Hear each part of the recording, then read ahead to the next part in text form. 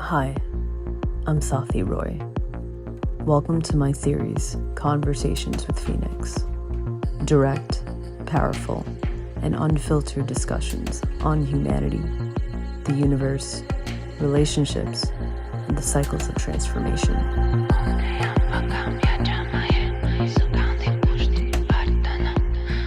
Learning is an interesting word to me. Yeah. Because when I think of learning, I think of learning, like education system. You And go to school, you read a book, you Yeah. memorize what it says in the book, you take a test on the book, congratulations, you now know the content. right, when someone says learning, I think immediately of how our education system forced me to read a bunch of stuff and remember it and then regurgitate it. And there's a lot of people in the world that really pride themselves on how much they have learned Right. from a school perspective.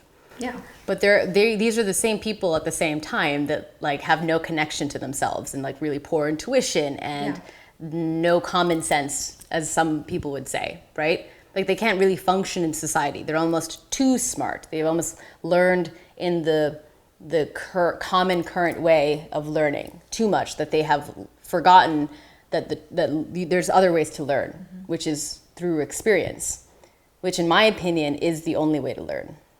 Well, you can have all of this conceptual head knowledge, and you can just continue to fill more and more and more knowledge. But until you've actually gone through it, experienced it, which is embodiment, you don't actually know it. Right. You can understand the concept of it, but is it actually ingrained? Do you understand it in a way that is, I don't even know. I don't even know what the word is there. There's two steps in learning, in my opinion.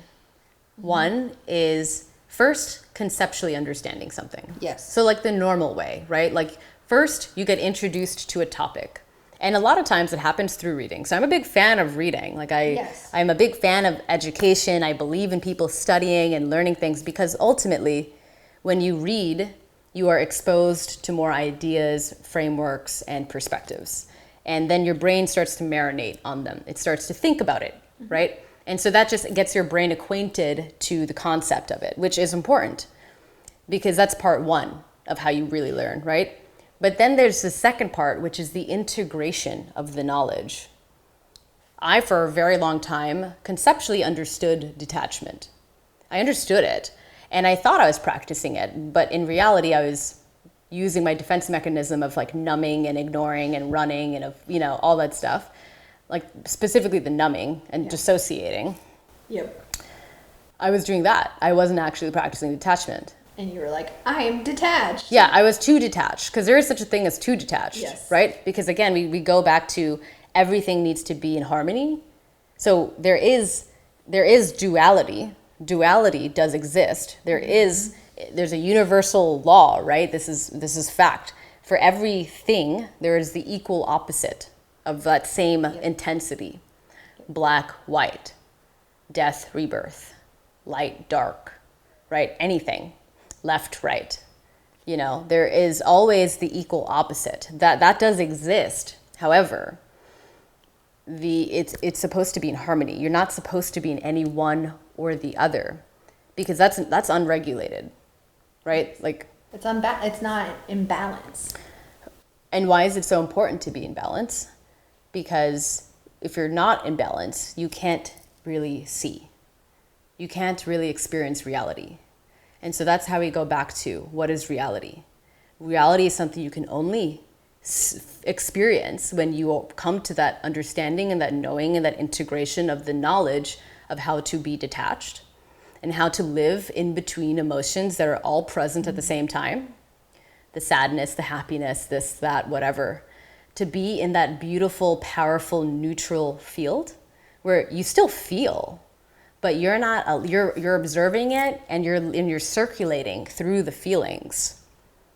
You're not pushing it out or letting it move out. I don't really like the language of like, let the emotions like pass through you or move through you, because they don't necessarily come and go.